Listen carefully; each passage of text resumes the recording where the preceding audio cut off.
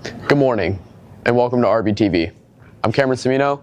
Today, we take a closer look at RB's new freshmen from Hauser Junior High School and their journey into a new high school and a new environment. Every year, a new class comes to RB to pursue their goals. Here is Ethan Willie to share his thoughts on his first month as a freshman.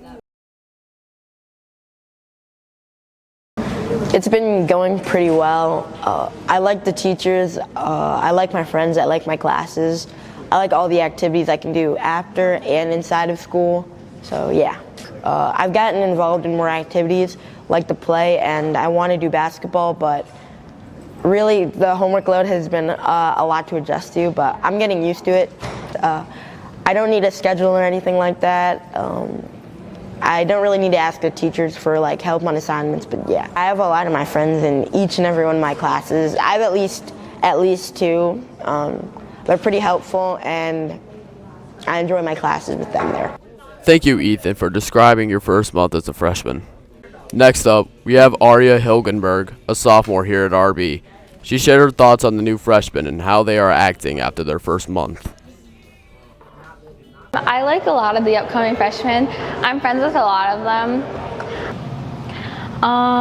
No, I don't have any classes with the freshmen. PE, the classes are combined. In conclusion, the new freshmen from Hauser are just going through another evolution in their life.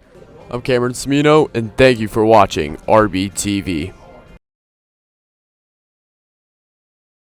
Good morning, ladies and gentlemen. Today we'll be talking about the topic of, is AI harmful? AI has been the technology of the future for so long, so now we'll see how far it goes. Now I'll be passing it on to Jacob. Jacob, how do you think AI is going to be used for something bad?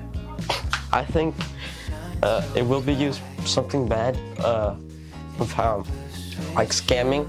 Scamming can be improved with AI. It can recognize patterns, so it will recommend you things that you like and usually scam you. Another thing is AI can replace some jobs, especially computer-based jobs. It is definitely taking over some jobs, like writing stories and replacing artist jobs with, especially in media, when people don't want to pay artists money, so they use AI. We have seen AI in other forms of media taking control of us, such as The Matrix and I Have No Mouth and I'm a Scream. The sort of dangers of AI or the writers.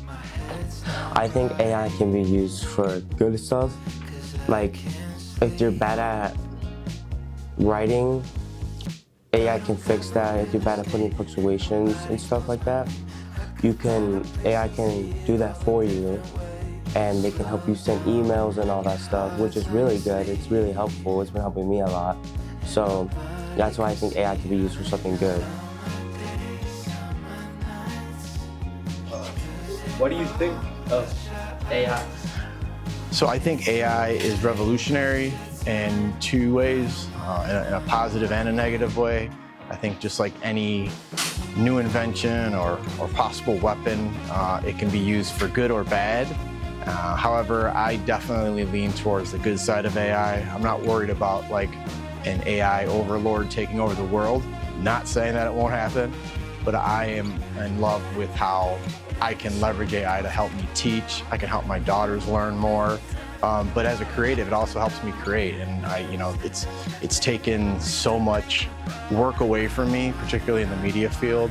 And I'm able to take that time I usually would sit at a computer. Now I can be with my family. So as much as people think computers are taking people away from the real world, AI is actually giving me time back in the real world.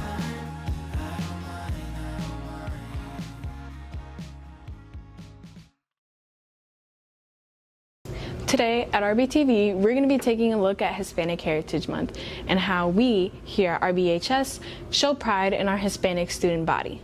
Today at RBTV, we're going to be taking a closer look into Hispanic Heritage Month, more so how we here at RBHS celebrate and show pride in our Hispanic students and staff. professor here at RB. I teach in the Special Education and Social Studies Department. One of the classes I teach is Latin American History. And this is one of my favorite months to teach the class because we get to highlight and feature all of the great things in Hispanic culture, including not only its history, but its food, music, and artwork. As part of supporting Hispanic Heritage Month, which runs through the middle of October, I collaborate with an organization of Latin American students to create an ofrenda for Dia de los Muertos, which is featured at the end of October. In preparation, we take our students to the Mexican Fine Arts Museum in Chicago to view their exhibit and hopefully gain some inspiration for that project. Nice. This is RBTV covering the topic of the Trump administration allowing ICE agents to come into the city of Chicago. And today we're just gathering information and opinion, perspective from our fellow RB students. I feel like the way they're going about it is terrible and very inhumane. I'm Puerto Rican myself, and I've had a lot of scares with ICE, and being in Humboldt Park, knowing that's like an area for like a lot of Hispanic people to reside, is a little scary, but I don't feel directly too like intimidated by it. I wasn't personally stopped or like anybody like close relatives wise, but I was near Humboldt Park and there were people stopped, and I saw how the agents treated the situation and how unprofessional they were and how terribly the people were treated. And it seems like nobody's really safe, honestly, because I feel like they don't take into consideration who the person actually might be. Like, they could be 100% legal. They could literally be born here, like a lineage of people born in the United States, and they won't even take that into account. So my perspective on the ICE deportations is that, it doesn't really benefit anyone. There are families being torn apart by ICE agents, and that there are I feel like law-abiding, like even if they're undocumented, law-abiding citizens should be able to stay in the country, because they still pay taxes, they still go to work, they still contribute to the society as a whole, and they should not be deported.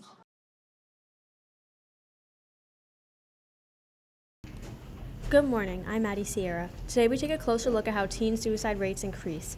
Teens all over the country deal with personal problems like anxiety, a harmful school environment or home environment, depression.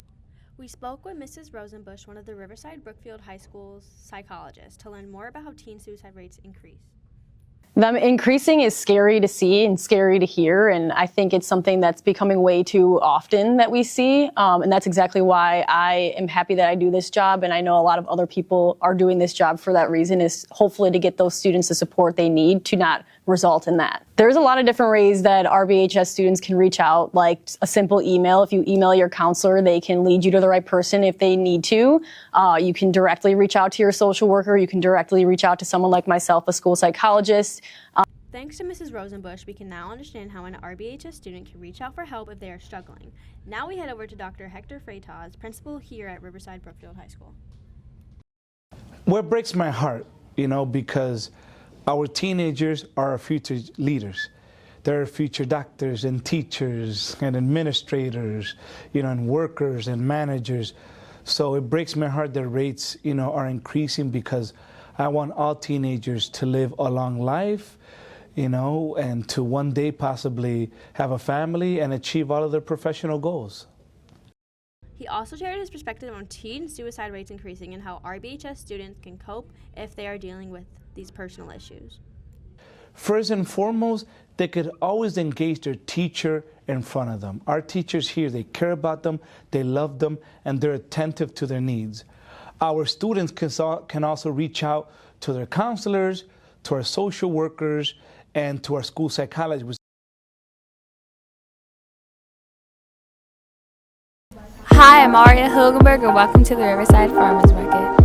The Riverside Farmers Market happens every Wednesday and feeds multiple families per week. Coming to the Riverside Farmers Market almost from the onset, and we love it, don't we, Bob? It's a great way to support small business. There's a thing that goes around. Come around and see with the wise man. How has the farmers market impacted? Well, it's all about the people. We absolutely love coming here. No matter how many times we come, we always meet new people, we make new friends, and we meet old friends. I've been going to the farmers market for almost 10 years, and I've had so many fun memories with my friends and my family. My favorite part of the farmers market is going to the smoothie stand. I like making memories with my friends, and I also like that businesses can set up their stands there and help them grow. The farmers market has grown since I started going. They've added a lot of stands. There's so many more people from the town coming, and there's so many more fun activities to do there. Now that's the Riverside Farmers Market with RBTV. Thanks for watching.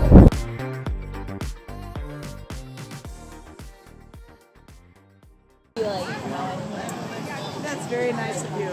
I guess that's the way it should be. I'm Matthew Thompson, and today we're going to be diving deep into how J.J. McCarthy went from his hometown of Grange Park, Illinois, to winning his NFL debut. We interviewed head of RBTV Matthew Holdren on his thoughts on the game. It was a Monday night game, so I guess my first impressions were it wasn't good, right? He looked like he was struggling. He's technically a rookie. I know he's not, but he is. First NFL game, and it looked like there was a lot of communication issues with them getting plays off. There's a lot of delay of game. We interviewed LaGrange Park resident, someone who grew up there, who's lived there his whole life, on what he's thought about the game. Mikey Passero. I think he performed pretty good. As a LaGrange Park resident, I always have believed in J.J. McCarthy, and I've always believed he's had positive, I feel like that, just despite all of his injuries and stuff, I feel like he's not going to be the whole franchise guy for Minnesota, but I have high expectations. I really hope he... I feel like that's just so, it's really nice just because, someone from our hometown is going out and balling in the NFL. We've put together this story for you to enjoy. This took a lot of time and effort, so we thank you for listening and giving us the time of day. Coming up, we'll see how much prices have increased over the years and how it has affected staff and students. One way it's been affecting my daily lunch experience is that I've been struggling a lot more to keep up with the prices and stuff, and I've been hearing a lot more complaints about it, like how water went from 0.50 cents to 150 cents. It's just been sucking, and everyone's been struggling to keep up. It's been much harder to keep up with this stuff.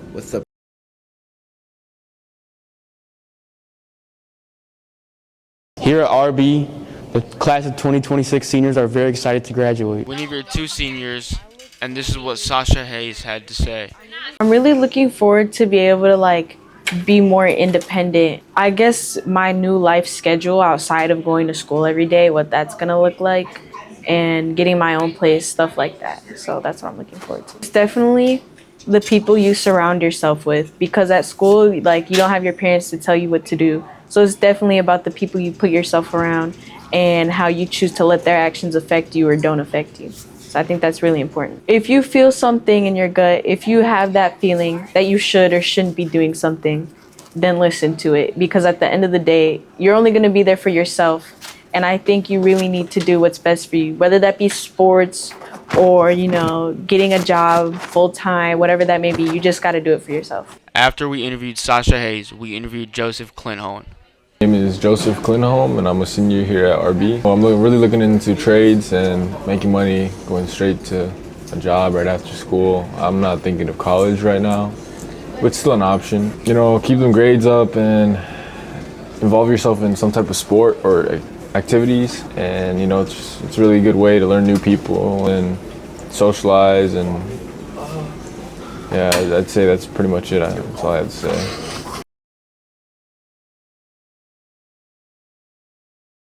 Thanks for watching RBTV.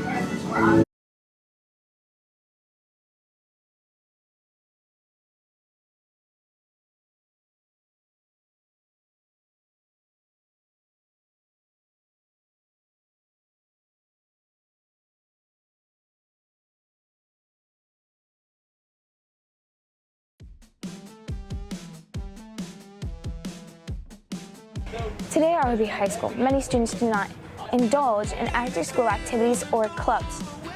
This matters because after-school activities and clubs may reduce the stress of everyday schoolwork. According to Inside Higher Ed, 40% of students do not engage in after-school activities, sports, or clubs. Coming up next, we will teach you about the different points of view on the matter. I think it's important for students to participate in after-school activities so they stay engaged in the school community and out of any trouble they could get in outside of school.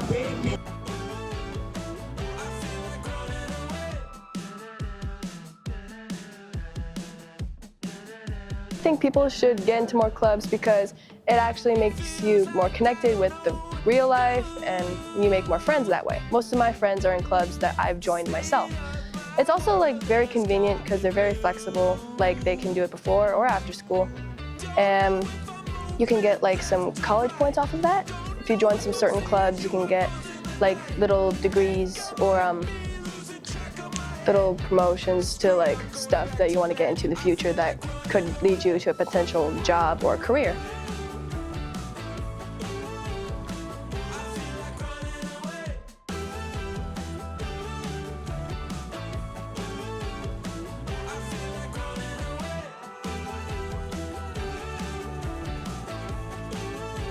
From RBTV, and today we'll be exploring trade jobs. NCES says 75% of students typically aim for college jobs. Some of these students may not have fully explored the trades yet. At RBHS, students get the opportunity to choose an automotive class as an elective. In this class, students can learn and work on cars in a real auto shop. This class can show kids what it would be like to go on the trades as a mechanic and gives them an opportunity to learn about the trades with hands-on experience. Here's more with the teacher, Mr. Mack. My name is Mr. May. I teach primarily the upper-level automotive classes here at RB. What percentage of your students do you think end up in a trade? The kids that took Auto 1 with me and Advanced Auto 1, I took a poll second semester last year, and it looks about 40 to 50% of students are going to pursue a trade of some sort, and that combines both construction-based trades, manufacturing-based trades, and automotive-based trades. What are some of the biggest benefits you see for students who choose a trade career path? All right, there's a lot of benefits to going into a trade, especially in a major city like Chicago, New York. One would be you're getting paid right as you start, and you can start at 18 years old in a lot of the trades. Being that these major cities are union-based, the pay is very high. Usually the healthcare is very good. Very little to no education costs. So construction-based trades, a lot of them, the unions train you for free. Some of the trades require a little bit of coursework, whether it's a trade school or a community college. And then in some trades require a 2-year degree, or it's beneficial to get a 2-year degree. The last would be no student debt. What skills or qualities make someone successful in trade jobs like automotive work? First one would be show up on time every time. Second would be wanting to learn. Most trades, especially automotive, you are constantly developing. You constantly have to learn with the technology. 3 is want to work. 4, more specific to trades would be hand-eye coordination, problem solving, attention to detail, communication skills, and understanding physical health, which is one that is not as commonly thought of. How do you see the demand for skilled trades changing in the future? From what I understand about history, most of Gen X and the millennial generation really didn't go into the trades. So the last of our really high-skilled laborers came out of the baby boomers, which are almost all retired at this point. So for Generation Z, your generation, there is a high demand, one, because of the shortage. Two, as AI starts infiltrating some career fields, most of your skilled trades are not affected because in manufacturing you can use robotics, but when you're out in the field, it's a little bit harder to replace people to do that stuff.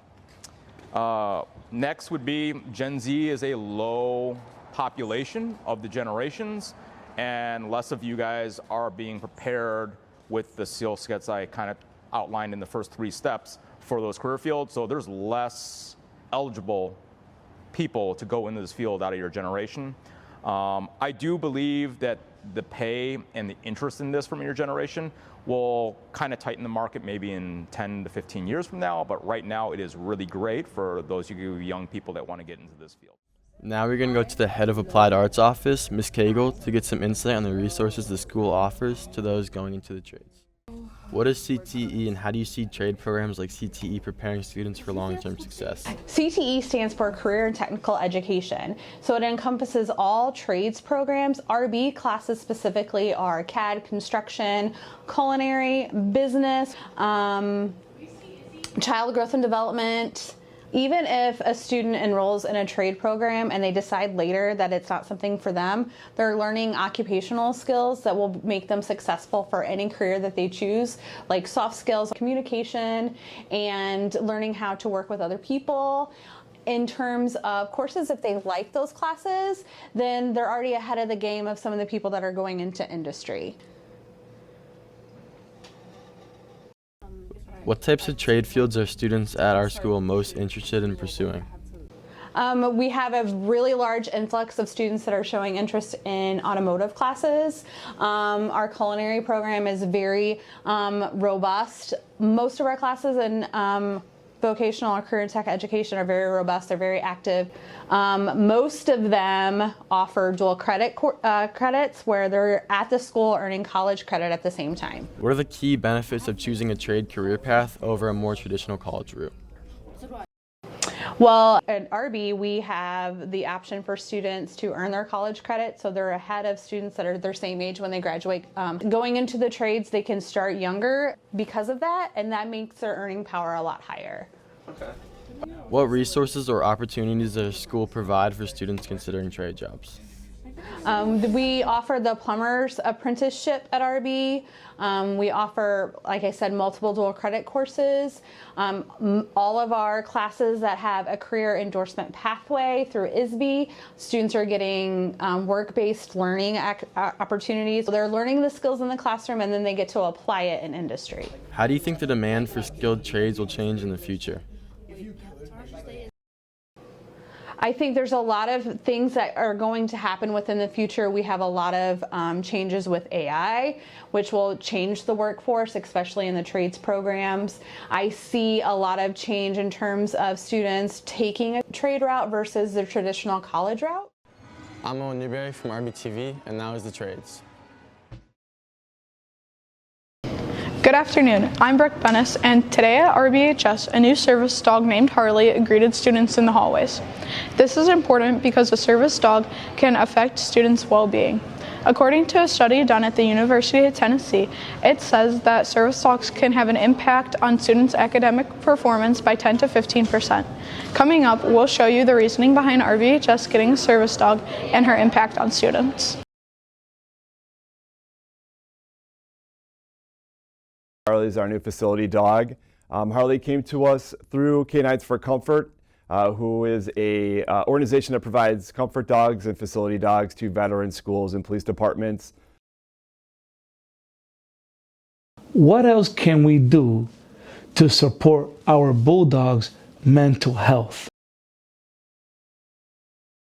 Students love to pet the dog, caress the dog, and it brought comfort to them. Students directly said it calmed me, it lessened my anxiety, it helped bring my mind and body together.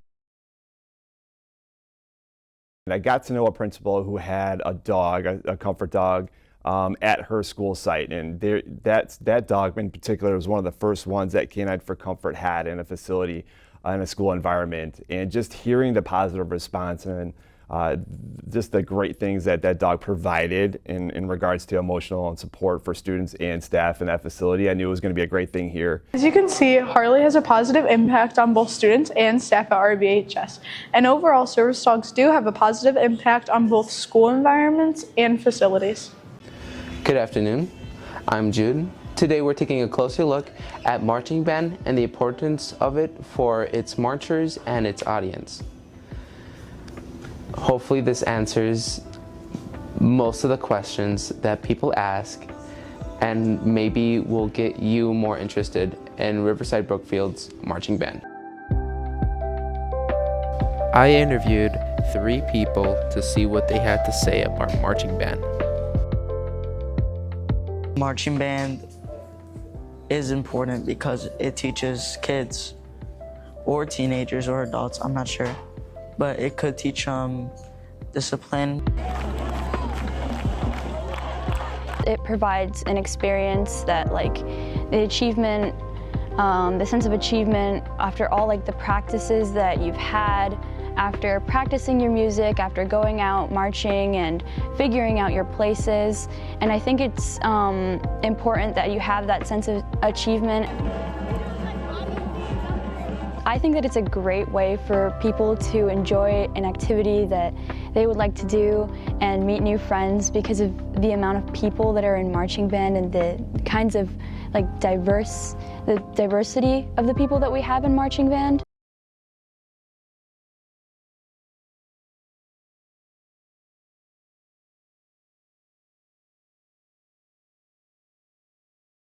Today at Riverside Brookfield High School in TV Arts Production class, they're studying news packages. This is important because it might be of interest to you with second semester enrollment coming up.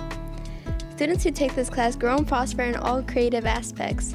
Coming up, we will show you the work that students do in this class and how it pushes their limits on their creativity.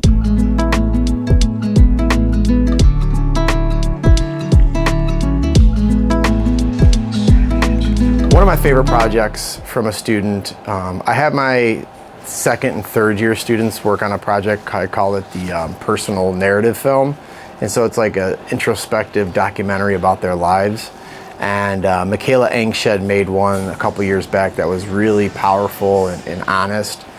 And I loved it for that reason, but it ended up going on to win an Emmy at the national level. And she was the first student ever here to win a Student Production Award at the national level, so that was great. And then there was a student about 15 years ago named Brendan Smith who I will always remember because he took that concept of the personal narrative film and he made it an absolute piece of work, of art, and I still show it to this day. And it was about him contemplating, suicide and how he dealt with it. And it was a real personal piece, but it was also done visually. It was beautiful. Now we will hear from a senior who has been taking RBTV since freshman year.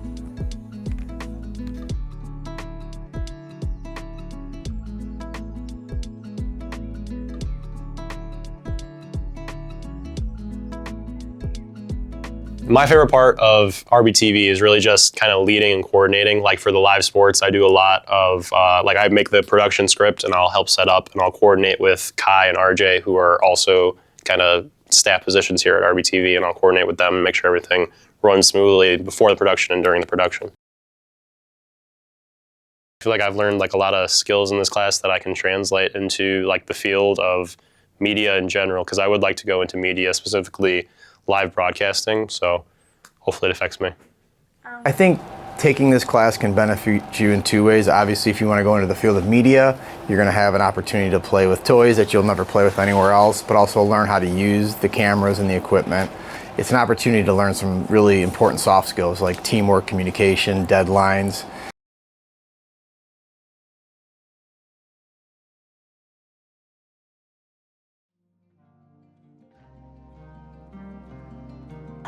Today, RB talks about an issue that affects the majority of teens in America: suicide. This matters because even though the suicides per year is slowly decreasing, it's still at a very high rate and should be talked about more. According to the JED Foundation, suicide is the second leading cause of death for teens and young adults ages 10 to 34. Up next, we'll give you an inside look on some interviews about the topic. I know a bit About like usually suicide is it's a big part of mental health, and it's something that's really serious and shouldn't be joked around. We also sat down with the guidance counselor to get his thoughts on the matter.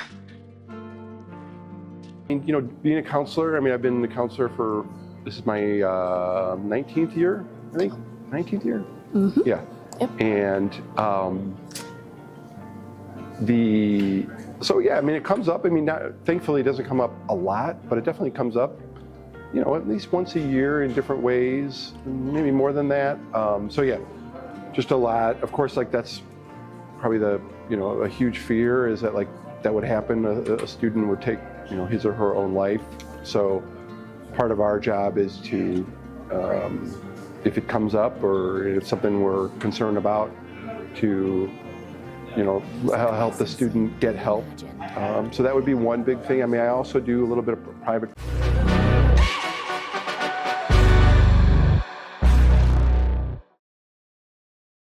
Riley Johnson reporting from RBTV to discuss the up-and-coming new season of RB Wrestling in the winter. Coming up, we have 2 interviews, one of a spectator of RB Wrestling and one previous player. Artlist.io.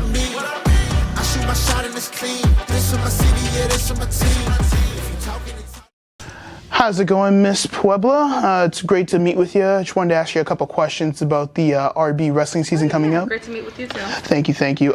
First of all, how are you doing on to this day today? Pretty good. You know, we do have a pep rally coming up later on this day, so you know, getting ready for that. That's nice. That's nice. So, quick question: how do you feel about the RB Wrestling season coming up in the winter? You know, last year they did have a good run, a few fails here and there, so my expectations kind of lowered a bit, but hopefully they come back around. They do better.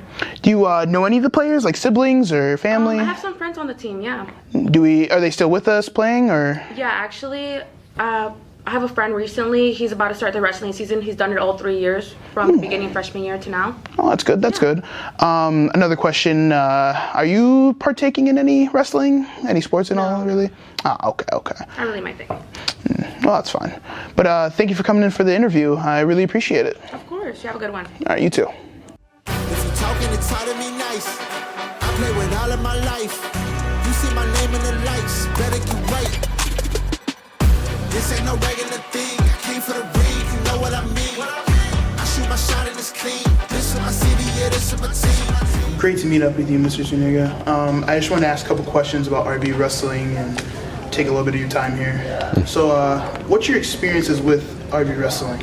I've been doing wrestling for about 5 to 4 years.